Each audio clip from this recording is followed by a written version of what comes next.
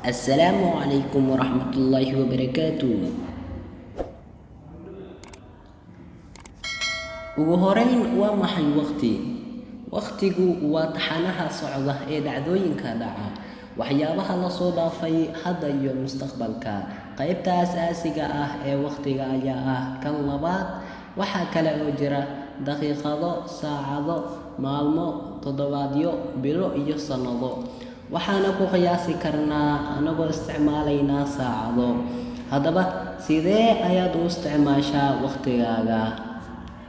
Waqtigu waa qayb ka kooban cabbiraad kala duwan oo loo adeegsado isku daba dhaca dhacdooyinka, in la isbarbar dhigo muddada dhacdooyinka ama dhexda u dhaxaysa.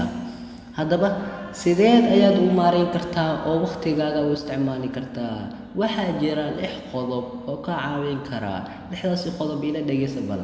Qodobka koowaad, hayso xeelad maskaxeed oo sax ah si aad ugu faa'iidaysato waqtigaaga. Qodobka labaad, hayso istiraatiijiyad wax ku ool ah. Qodobka saddexaad, adigoo diiradda saaraya sida aad wax soo saar badan u lahaan lahayd. Qodobka afaraad, liisgaray hawlahaaga oo sidii loo baahnaa u wado, maalin walbana isha ku hay. Qodobka shanaad, u dheelitir mudnaanta shaqadaada. Qodobka lixaad, gacmahaaga saar waxaad maamuli karto. Faa'iidada uu waqtigu leeyahay. Maareynta waqtiga wanaagsan waxay kuu oggolaanaysaa inaad wax badan qabatid waqti gaaban, taas oo kuu horseedaysa waqti dheeri ah, oo kuu oggolaanaysana inaad ka faa'iidaysato fursadaha waxbarasho ama shaqo, aadna yareyso walwalkaaga, taas oo kuu horseeda guul xirfadeed oo dheeri ah.